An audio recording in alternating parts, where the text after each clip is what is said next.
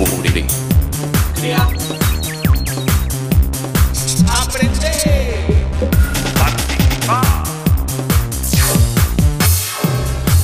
Televisión más internet. www.encuentro.gov.ar.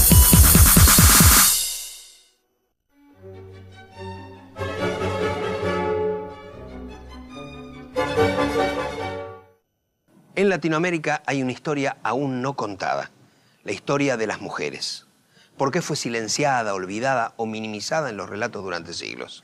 Conocer la experiencia de las mujeres en Latinoamérica no solo permite entender que la desigualdad que aún persiste es fruto de un largo proceso, también es descubrir una rica experiencia histórica. Hoy recorreremos la historia que nunca nos contaron, la de las mujeres en Latinoamérica. Bienvenidos a un nuevo capítulo de Explora América Latina.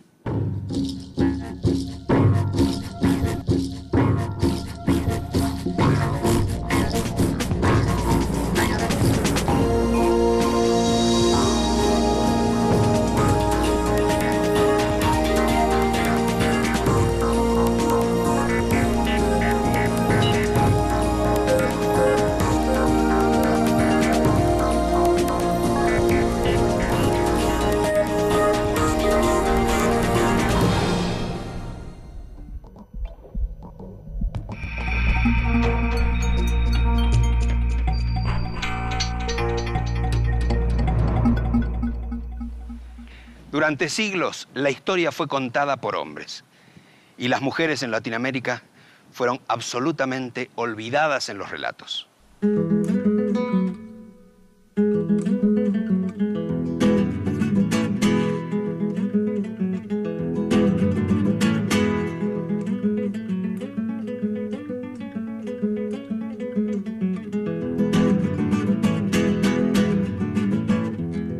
Yo no creo que sean conspirativamente malignos los varones escribiendo historia y que por una cuestión de maldad intrínseca de ellos hayan obviado el tema de las mujeres. Yo te diría que hasta natural que haya mirado con mucha más atención las batallas, los reyes, todo lo que hacían los varones y haya tenido como un gesto más descuidado hacia los trabajos que hacían las mujeres. Las mujeres nunca habían sido objeto de la mirada de los historiadores.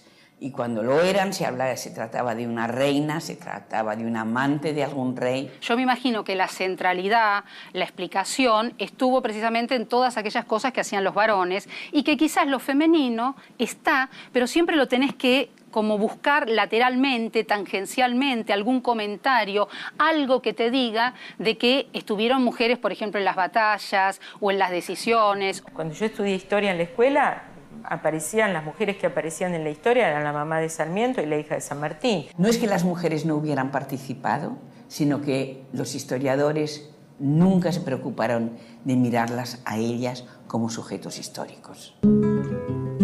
Me estremecieron mujeres que la historia notó entre laureles y otras desconocidas gigantes que no hay libro que las aguante. Estaba Mariquita Sánchez de Thompson, que ofrecía su casa y servía muchas cosas muy ricas mientras los patriotas se juntaban, pero ella no era una patriota que se juntaba excepto en servirle y en abrir las puertas de su casa. Ha sido realmente tarea de las investigadoras feministas que de pedacitos, de datos sueltos en toda la literatura han podido construir y rehabilitar una historia para las mujeres, ¿no? Creo que mirar la historia con todo lo invisible de la historia es muy importante. Poco se sabe de la condición y la participación de la mujer en las sociedades originarias de América.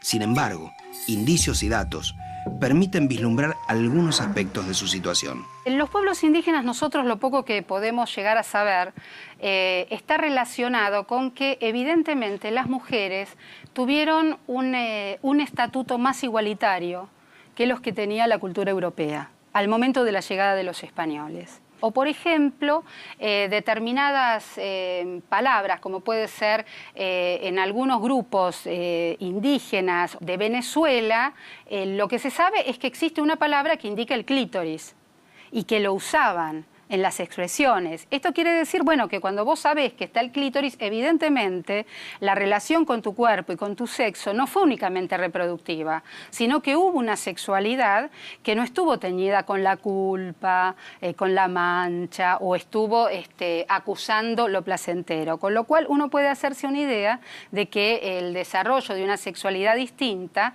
también a las mujeres les debe haber dado un protagonismo diferente en sus sociedades.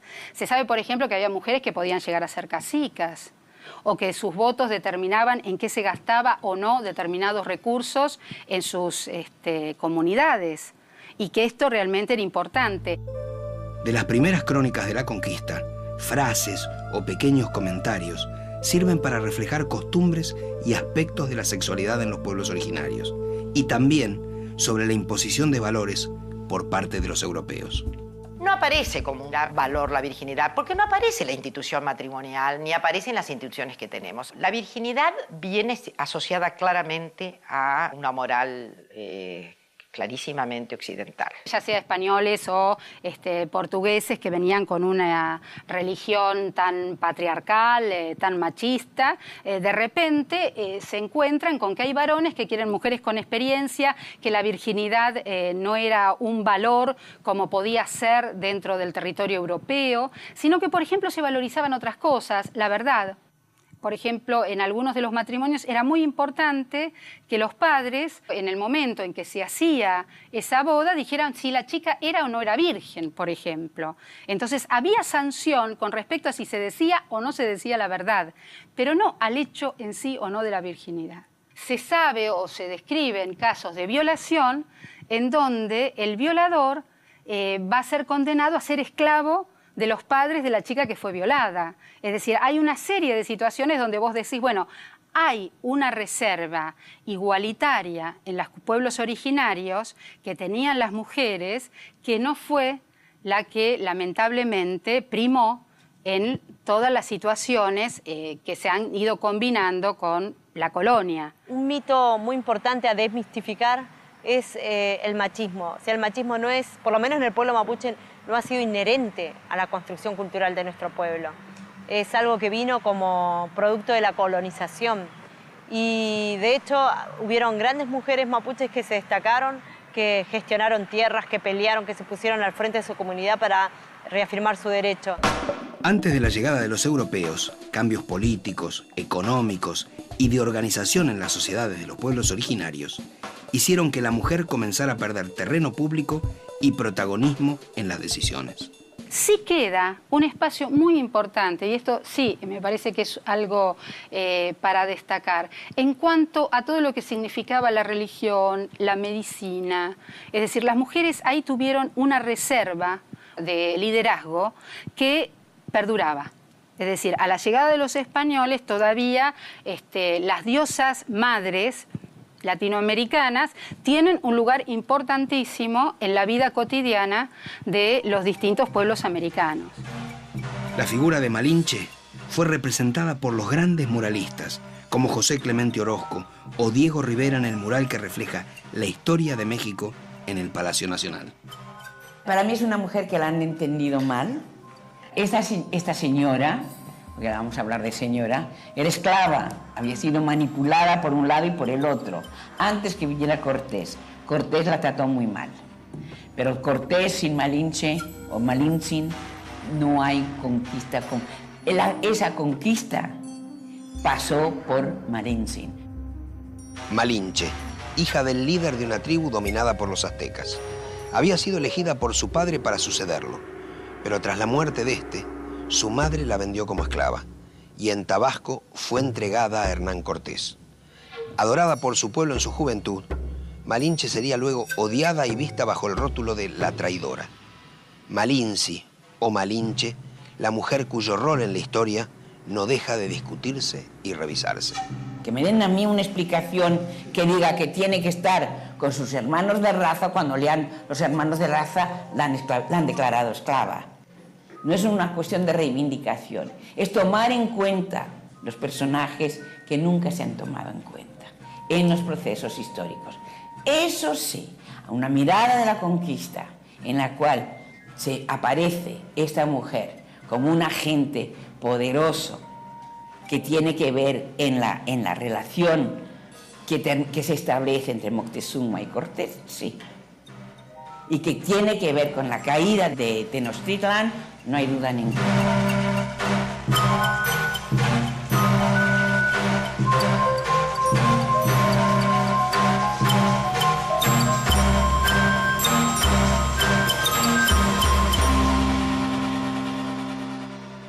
El papel de la mujer durante la colonia estuvo signado por la mezcla entre los procesos que venían dándose en América y la violencia con la que españoles y portugueses impusieron sus leyes y sus costumbres.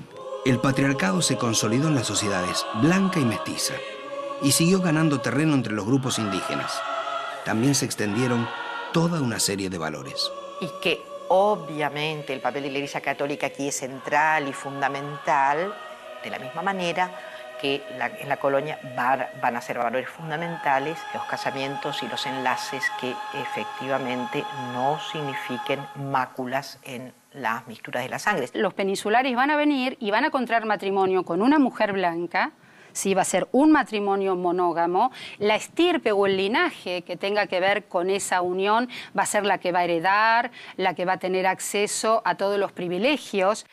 Pero en la vida práctica las cosas se pasaban de otra manera. Es decir, había, primero porque los conquistadores y luego los colonizadores avanzaron sexualmente sobre las mujeres. El abuso o cobrarte determinados favores hacia las mujeres indias era una cosa que la hacían los encomenderos, que incluso durante mucho tiempo parte del clero que vino al territorio americano se amancebaba con las indígenas. Primero, porque hubo toda una discusión en la iglesia de si eran seres humanos o no los indios. Entonces se amancebaron, ¿no es cierto?, con un montón de indias, que a su vez ellas venían de una tradición donde no estaban mal los vínculos sexuales. Y por otra parte, a pesar de lo que se buscaba con el mantenimiento de las líneas de sangre, etcétera, etcétera, no dejó de haber una cantidad enorme de excepciones. Muchas indias, por ejemplo, van a buscar a los blancos para tener hijos porque eso quizás las hacía zafar de pagar un impuesto o menos tributación de la que se le pedía por ser india. La nueva raza, digámoslo así, criolla, viene del vientre de las mujeres aborígenes, porque se hizo entre el hombre blanco y la mujer aborigen, no al revés. No, entre la mujer blanca y el hombre aborigen. Y bueno, en algunos países, como es el caso de México, las pruebas están ahí, ¿no? El mestizaje es, yo diría, la nueva realidad que afloró claramente desde el siglo XIX en adelante, fue clarísimo.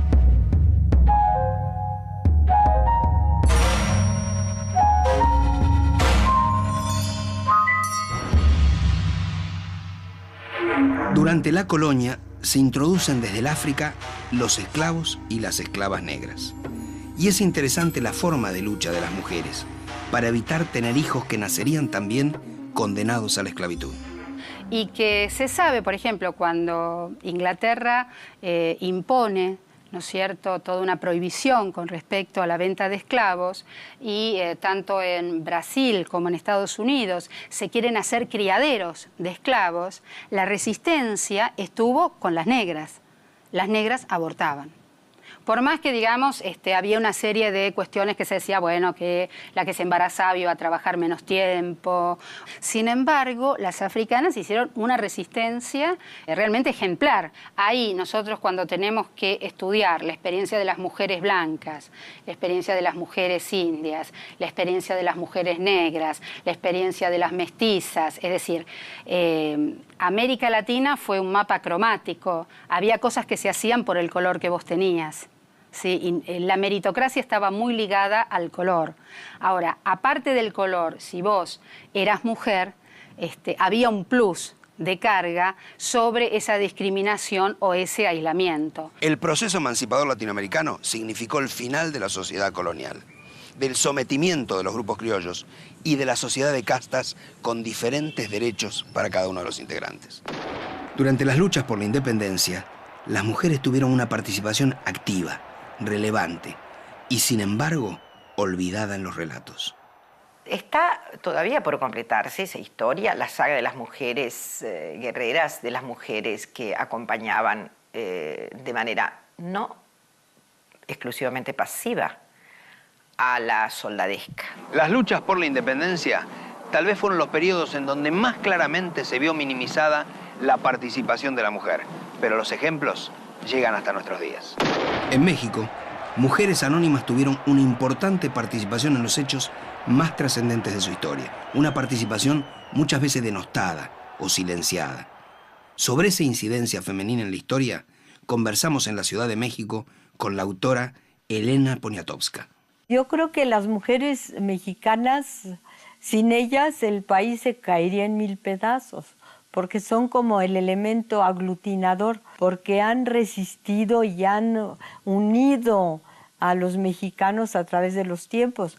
Primero las mujeres fueron soldaderas durante la Revolución Mexicana y eran muy denigradas.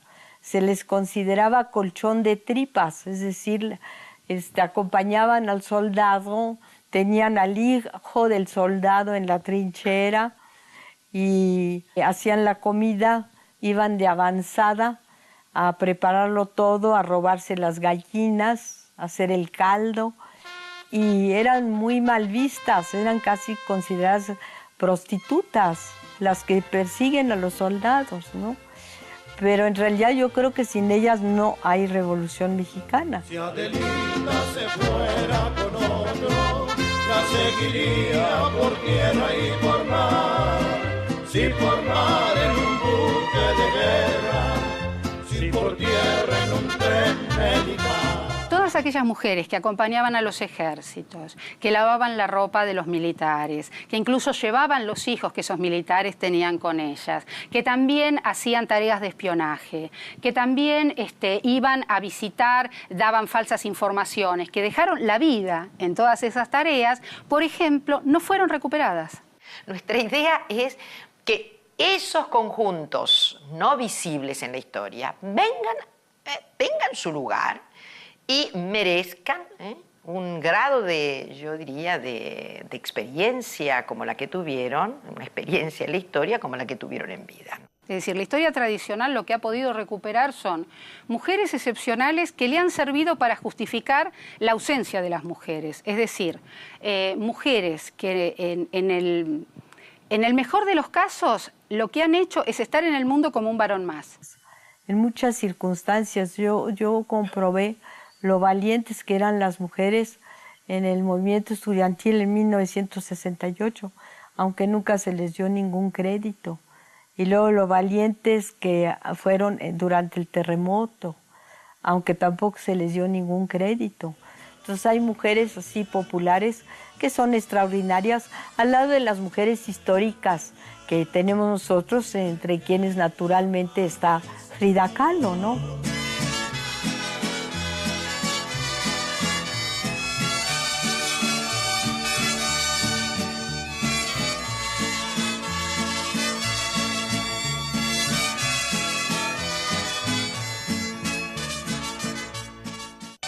Estamos en la casa de Frida Kahlo, la Casa Azul, hoy su museo, la casa en donde el artista nació, pasó gran parte de su vida y también murió.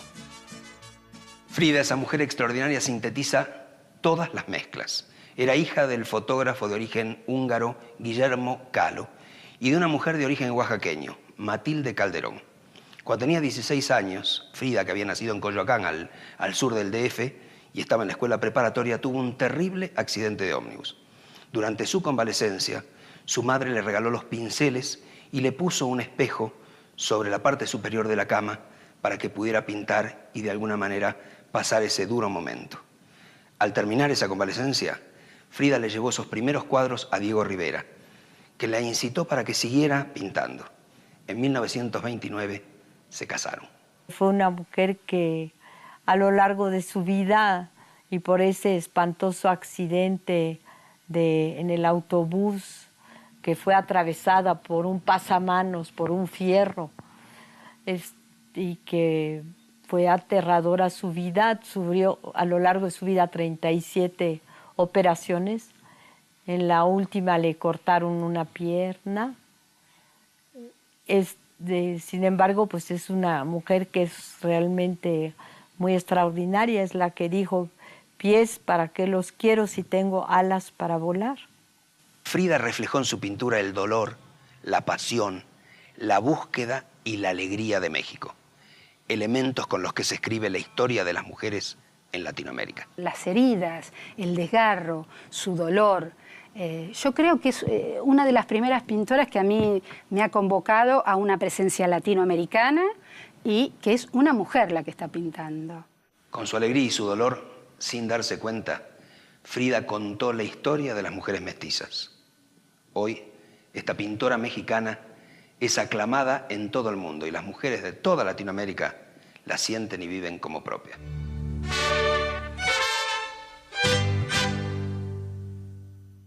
Las mujeres equiparadas a los menores o a las personas que no pueden valerse por sí mismas. A esa condición redujeron a la mujer las leyes de las repúblicas liberales en la segunda mitad del siglo XIX. Porque los hombres nos habían dicho, habían escrito las leyes que nos hacían lelas, porque no podíamos votar, no podíamos firmar documentos, no podíamos ir a trabajar sin el permiso del marido. Y el sueldo había que darlo al marido aún en las clases pobres, por ejemplo, donde las mujeres tenían que ir a trabajar, tenían que ir a trabajar con el permiso del marido, fíjate tú. Nos cuesta entender que la realidad latinoamericana, cuando nosotros pensamos en sus mujeres, tenemos que pensar mujeres que estaban prácticamente peleando con los indios, con los peones, con las que las dejaban sus maridos, mujeres que estaban siempre con un rifle, mujeres realmente aguerridas y temibles, e incluso las que ya están entrando en la formación de los procesos de estados nacionales, por ejemplo, Mariquita Sánchez de Thompson, uno cuando ve las discusiones que tuvo con Sarmiento, uno realmente se sorprende porque dice, bueno, pero estas mujeres tenían un carácter, eran bravísimas. Yo a veces pido lo que debe haber significado para estas mujeres, con esta fuerza, un Estado que prácticamente las somete y las deja como si fueran discapacitadas, en el sentido de que siempre van a tener que tener un varón al lado para hacer cualquier cosa. En el primer cuarto del siglo XX, la mujer comenzó a obtener los primeros logros de sus derechos políticos. Parte de esa historia comenzó a escribirla una ecuatoriana, Matilde Hidalgo. Cuando en su país la mujer solo podía cursar la escuela primaria, consiguió ser admitida en un colegio secundario. Luego se convierte en la primera médica de Ecuador y teniendo en cuenta que la Constitución no prohibía el voto femenino, intenta empadronarse. Le niegan el derecho, pero su pedido se somete a un ministro. Un mes más tarde se aprueba explícitamente el voto femenino. Y gracias a Matilde Hidalgo, Ecuador se convierte en 1924 en el primer país de Latinoamérica en otorgar ese derecho. Todos los movimientos por obtener el voto de las mujeres tuvieron distintas justificaciones, pero había una cuestión clara que es una búsqueda de pertenencia a la comunidad política, una búsqueda de ciudadanía. Acciones como la de Matilde Hidalgo en Ecuador, incluso anteriores, se producen en toda Latinoamérica. Pero a veces el resultado es una reforma para negar explícitamente el voto femenino. En Argentina es notable la lucha de Julieta Lanteri, que tal vez le haya costado la vida. Julieta Lanteri es una de las que más va a gritar en contra de la reforma electoral que sucede en la Argentina en 1912, debido a que la Constitución de 1853 no prohibía a las mujeres votar. La reforma de 1912 imponía el voto secreto y obligatorio para evitar los fraudes, pero al mismo tiempo cerraría las puertas a la posibilidad de voto para las mujeres. La exigencia que van a poner es que sean enrolados. Se enrolan aquellos que hacen el servicio militar y las mujeres en la Argentina no hacen el servicio militar. La pelea que va a tener Julieta Lanteri, por ejemplo, es ir a querer hacer el servicio militar, pelearse, hacer votaciones paralelas de presidente, de diputados, ¿no? Y que incluso es una de las mujeres que en la década del 30 tiene una muerte curiosa. Más de uno ha dicho que si no se trató de un asesinato. Es raro porque en realidad ella la va a atropellar un coche, pero no un coche que la lleva así por delante, un coche que da marcha atrás y la mata. Es realmente un accidente que te llama la atención, porque aparte eran los grupos de derechas los que estaban manejando ese auto. Fue una larga lucha la de la igualdad de derechos. El voto es un momento, pero hubo muchos otros. Por ejemplo, el derecho a firmar contratos, el derecho a la propiedad. Todos esos fueron derechos que se fueron ganando. En cada territorio esto se ha ido negociando, por ejemplo, los derechos sociales muy relacionados a licencias por maternidad, etcétera, etcétera. Esto estuvo muy relacionado a la evolución del movimiento obrero, ¿no es cierto?, y a la inserción que en cada Estado-nación tuvo. Pensemos que la segunda ley obrera, por ejemplo, de la Argentina, está referida a las mujeres y los niños. Es decir, que estamos hablando de una masa obrera que tiene una participación de mujeres importantes. En el próximo bloque, las mujeres presidentas de Latinoamérica. Eva Perón desde una mirada distinta, la mirada de otra mujer, Marisa Navarro. Y también la lucha de las madres y las abuelas de Plaza de Mayo.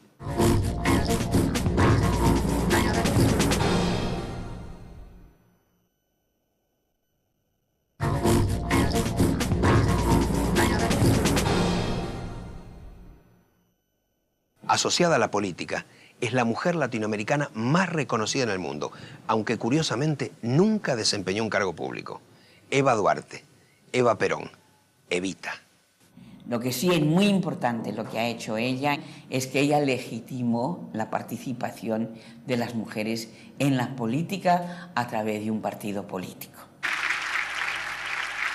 Se deben haber dado cuenta los dos, y ella seguramente en algún momento, que al incorporar a las mujeres al proceso político ampliaba la base de votantes de Perón, doblaba la base de votantes de Perón. Y ella organizó, por lo tanto, un partido que le respondiera fielmente y que estuviera dispuesto a hacer todo lo que había que hacer en las próximas elecciones. Mujeres de mi patria, recibo en este instante de manos del gobierno de la nación la ley que consagra nuestros derechos cívicos. Y consiguió absolutamente lo que quería, porque las mujeres votaron por más cantidad que los hombres por Perón. La organización, la Fundación Evita, presentarse y pedirle colchones o ir a la fábrica de Mumú y pedir caramelos o hacer... Esas cosas las pudo hacer Eva. Es decir, tiene una práctica que realmente habilitó un poder en las mujeres que hasta ese momento en la Argentina no se había visto en la mujer de un presidente. Ella verdaderamente fue la que dijo, no, tiene que haber mujeres en el Parlamento, cosa que no hay en ningún otro país, como las hubo en la Argentina en 1952, 53, 54. Hasta el 55 hay más mujeres en el Parlamento argentino que en ningún otro parlamento. Y ella hizo no solamente participar, elegir, sino también ser elegida. Eso es de una modernidad impresionante para nosotras. El hecho es que eso la hace feminista de ninguna manera, porque si bien les cambió la vida políticamente, ella no pensó en cuáles eran los problemas verdaderos de las mujeres. Ella era peronista y no la sacas de ahí. Ella lo que veía era lo que podía contribuir a la reelección de Perón. Ahora, es cierto que el discurso de Eva Perón es un discurso muy conservador, todo es en nombre del general, todo se lo debe al general, y que eso a determinadas pensadoras feministas en la Argentina siempre les hace un ruido que no se lo perdonan. Yo creo que la figura de Eva fue lo suficientemente inteligente como para darse cuenta hasta qué punto una sociedad está preparada para escuchar una cosa y no otra, y que precisamente diciendo lo que los demás querían escuchar, ella pudo hacer todo lo que los demás no querían que ella hiciera.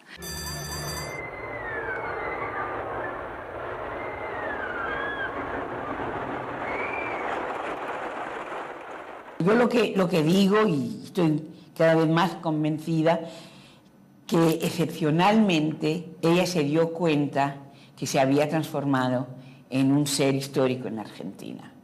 Y ella toma conciencia de su propia identidad como una líder política, como esposa antes que nada, esposa del general y líder de los descamisados y líder de las mujeres argentinas, lo cual la transformaba en un ser absolutamente excepcional, fuera de serie en el mundo entero. Ella lo sabe, sobre todo, por ejemplo, en la renunciación, en el renunciamiento y en los últimos discursos. Ella sabe quién es. Yo no quise ni quiero nada para mí. Mi gloria es la bandera de mi pueblo. Y aunque dejen el camino girones de mi vida, yo sé que ustedes recogerán mi nombre y lo llevarán como bandera a la victoria. Y le duele morirse, le duele profundamente morirse, pero sabe lo que ha hecho, y entonces tiene un orgullo y aumenta su amor por Perón porque se lo reconoce a él. Es muy bonito verdaderamente. El 17 de octubre de 1951, enferma, debilitada, sostenida por Perón, Evita habló al pueblo en una de sus últimas apariciones públicas. Fue en esta plaza, la misma que 25 años después sería escenario de la lucha de otras mujeres, las madres y las abuelas de Plaza de Mayo, buscando a sus hijos secuestrados durante la dictadura o a sus nietos, muchos nacidos durante el cautiverio de sus madres. Gustavo se lo llevan el 15 de abril y después del 30, después cuando empieza Mayo, me entero por un cuñado que en la Plaza de Mayo se habían empezado a reunir unas madres que también buscaban a sus hijos.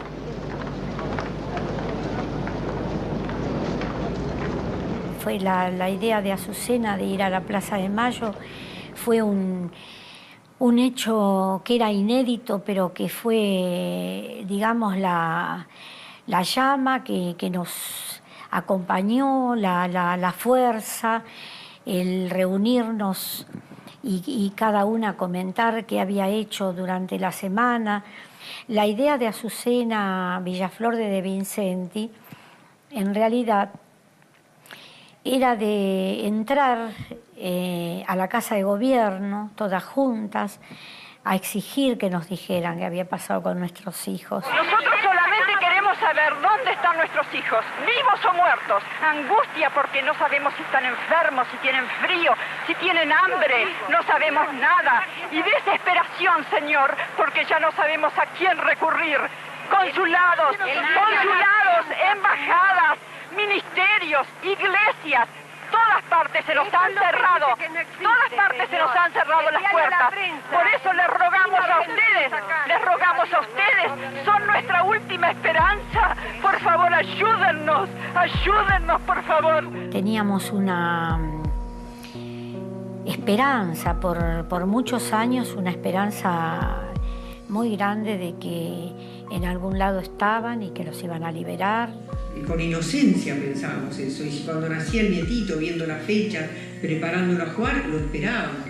Nunca llegó ni respuesta ni nieto. Estamos así. Mi hija estaba embarazada de 5 meses cuando se la llevaron. Mi nieto tiene que haber nacido en agosto del año pasado. Hasta ahora no he podido saber nada de él. De ser muchas, la mayoría, amas de casa, que no estábamos acostumbradas a estar a la madrugada por las calles, de salir de la mañana a la noche, dejar la casa, dejar todo. Yo personalmente era directora de una escuela primaria. Me jubilé para buscar a mi hija y criar a mi nieto. A mí me entregaron una hija muerta y el nieto nunca.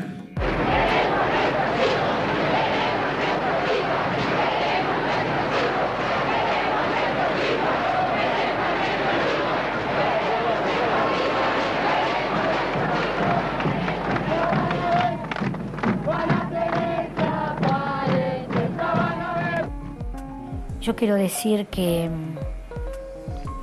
la fuerza que tuvimos con esta unión de las madres es porque ellos nos iluminaron siempre el camino, nos dieron la fuerza y nos hicieron, desde donde estuvieran soterrados, nos hicieron tomar el coraje ese de todos los días. Un nieto no se olvida nunca, una hija no se olvida nunca. Entonces ese amor, ese recuerdo, esa cosa adentro crece, no va para atrás, va para adelante. Entonces uno avanza. ¡Hola, Azucena! ¡Presente! ¡Ahora!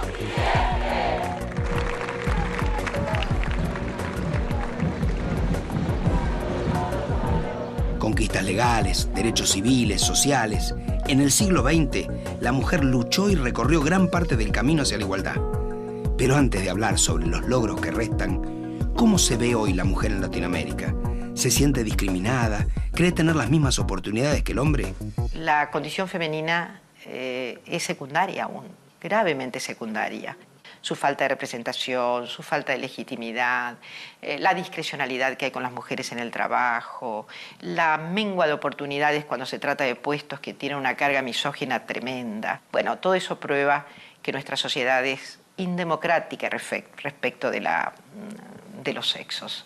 Y entonces eso es lo que nos lleva a una reflexión feminista, claramente, ¿no? La situación de la mujer en el mercado laboral sigue siendo de extrema precariedad, aún en los estamentos más altos. Yo creo que todavía sigue habiendo una situación de desproporción con respecto a las posibilidades de desarrollo de los hombres. Ya no es la ama de casa y el marido afuera, ya se comparte todo, ¿viste? No sé si en derechos, ¿viste? No sé. Todavía existe mucho machismo y la mujer sigue estando en un nivel más bajo que el hombre. Eu acho que a mulher tem que ter direitos iguais. El papel que ha jugado la mujer en la historia, en todo el mundo, realmente, bueno, ha sido menospreciado, incluso por nosotras mismas, ¿no? Un campo de lucha es el campo de las conquistas legales. Ahí yo diría que hay bastante hecho, queda mucho por hacer. Y ahí hay una contra básica que no es el machismo social, sino que es la Iglesia Católica. En todo el campo de los derechos reproductivos, ni que hablar de la despenalización del aborto. Entonces, en esos campos, ahí hay como mucho por avanzar. Yo creo que es el sistema que no deja que crezca y que tenga que dedicarse a cuidarle a los hijos mientras también ella quiera trabajar. Pues la mujer está volviendo madre y padre a la vez porque sus hombres están yendo a trabajar a otro lado. Así y todo, yo soy una feminista comprometida desde un lugar de optimismo, porque pienso que las mujeres estamos organizando una revolución absolutamente atípica e inédita. Yo cuando veo a la Iglesia que tiene que hablar de género o veo los partidos políticos que tienen que incluir en sus agendas cuestiones ecológicas, yo digo, acá hay una revolución. Hay que empezar a verla. Hay cosas que todavía hacen como mucha diferencia. Falta de igualdad salarial, preconceito, estamos más marginadas. Falta, pero creo que se ha equiparado mucho. Mulher para presidente nunca teve, né? Acho que a gente poderia chegar lá. Se a gente se unisse, poxa, não sobraria para ninguém. Sem dúvida alguma. A mulher no Brasil... Bem, em primeiro lugar, ela é discriminada porque ela é mulher. Esse é o primeiro ponto. Por ser mulher, ela já ganha menos 30%. A não ser naqueles casos de concursos. Agora, se ela é uma mulher diplomada e bem educada, ela tem algumas chances a mais. Algumas. Agora, por exemplo, a mulher negra. Essa é a que mais sofre. Porque normalmente, quer dizer, de regra, ela é uma mulher analfabeta. Entendeu? Agora, essa é a que mais sofre a pressão social. Essa tem os piores trabalhos, ela só vai encontrar trabalho na área de empregos domésticos, até pela baixa qualificação dela. En América Latina, 5 mujeres asumieron la presidencia de un país. En Argentina, María Estela Martínez, en 1974, al morir su marido, el general Perón. Fue depuesta por el golpe militar del 76. En Bolivia, Lidia Gayler asumió interinamente en el 79 y también fue derrocada. Luego 3 mujeres llegaron a la presidencia por la vía electoral. En Nicaragua, Violeta Chamorro en 1990, en Panamá, Mireya Moscoso en 1999 y tal vez el caso más notable, el de Michelle Bachelet en Chile en el 2006. Para mí, que haya ganado Michelle Bachelet es para todas las mujeres de América Latina, pues sentimos como si nosotros hubiéramos ganado, lo vemos como un triunfo personal, ¿no? No es solo ella y su propuesta, sino que ella es una mujer divorciada, es una mujer que se ha presentado con sus hijos y su madre. Esto en la tradición latinoamericana ya me parece algo realmente maravilloso, que puede una mujer desde ella presentarse, una mujer que aparte es producto de la educación pública. Y además como un cambio radical en América Latina, porque aunque ha habido presidentas en América Latina, pero seguían los patrones impuestos por los hombres. Es un caso interesantísimo, una mujer que está desde un lugar propio organizando una situación inédita en la historia y en la experiencia política latinoamericana. En Guatemala tenemos 331 municipios. De esos 331 municipios, solo hay una alcaldesa. Lo que quiero ilustrar es que la participación de la mujer indígena aún es nulo, no hay posibilidad. ¿Pero por qué? Precisamente porque los mismos partidos políticos no están permitiendo essa participação. O parlamento é machista, na vida política nós mulheres somos menos de 9%. Isso significa que há um enorme desequilíbrio de gênero no parlamento. Porque nós somos, no Brasil, em termos de participação da mulher, o mesmo que é Bangladesh, que tem 9% de mulheres no parlamento. Você desenvolve a mulher, você desenvolve mais rapidamente o país. Isso está provado. A mulher educada, ela educa os seus. Yo hice primero, segundo, primer grado superior y después segundo, que era lo que en ese momento existía, ¿no? Después mi mamá se enfermó y yo abandoné la escuela. No pude hacer más. Después que había cumplido 50 años, terminé la primaria, pero a la distancia. En la provincia de Misiones, en un pequeño poblado a poco más de 100 kilómetros de la ciudad de Posadas, buscamos a Irondina Correa. Tiene 54 años, es madre de 7 hijos y dueña de una historia que merece ser contada. Y bueno, cuando llegamos a La Rosera, con mi papá, que antes era gendarme y se compró un lote, ¿no? Que quería trabajar en una chacra porque él era hijo de colono, nos vinimos nosotros a vivir con él también. Irondina, como millones de campesinas en Latinoamérica, trabajó desde la infancia en las duras tareas del campo. Y pasados sus 50 años, a pesar de las dificultades económicas, logró desarrollar un valioso emprendimiento, especialmente para las mujeres de su comunidad. Nosotros, la gente de acá son gente minifundista, muy humilde.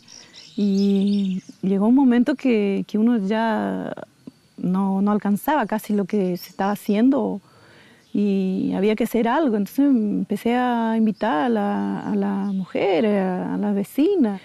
Y algunos maridos decían que las mujeres estaban queriendo cambiar y que querían mandar. Y bueno, pero muchos abandonaron por eso. Pero yo seguí adelante y primero se habló de hacer pollo, hacer lechón o huerta, y al final se optó por el queso. Conseguir un crédito, los animales, maquinaria, capacitación. El grupo de mujeres fue sorteando todos los obstáculos y hoy el proyecto es la fuente de trabajo que su propulsora soñó desde el inicio. Una iniciativa que terminó incluyendo a los hombres que la habían resistido al comienzo. Y empezaron a engancharse en la capacitación ya, tanto los hombres como los hijos, y interesarse por el proyecto. Y hoy los hombres casi participan parejo, o sea, todos, la familia. La familia entera se capacitó porque hasta los hijos todos saben hacer queso y saben ordeñar y saben hacer una pastura, todo. O sea, hay un montón de cosas que se aprendió. Lo que nos sirvió es que aprender a vivir en una comunidad, o sea, trabajar juntos, que juntos se puede, que solo no se puede y que juntos es mucho mejor. Eso nos cambió mucho y nos hizo, o sea, realmente querer uno al otro en el grupo.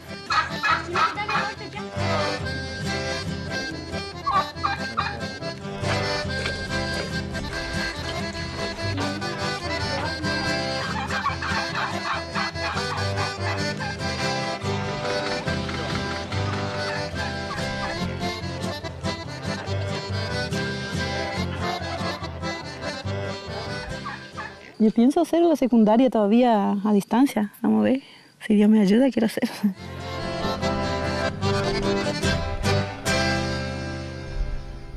Adjudicar su nombre a una calle es una manera de homenajear y recordar a los protagonistas de la historia de una ciudad, de un país o de la humanidad. Hasta hace poco, los nombres de las calles de Buenos Aires representaban una historia, exclusivamente la escrita por los hombres. Pero el más reciente de los barrios porteños, Puerto Madero, comenzó a hacer justicia. Todas sus calles y plazas llevan nombres de mujeres. Nombres de mujeres llegaron a nuestras calles. Tal vez sea un paso adelante para que al fin esas mujeres puedan ingresar en los relatos, los libros, las enciclopedias que aún las excluyen o minimizan. Para que esa historia escrita por mujeres, para que esa mitad de la historia silenciada, por fin pueda ser escuchada y leída.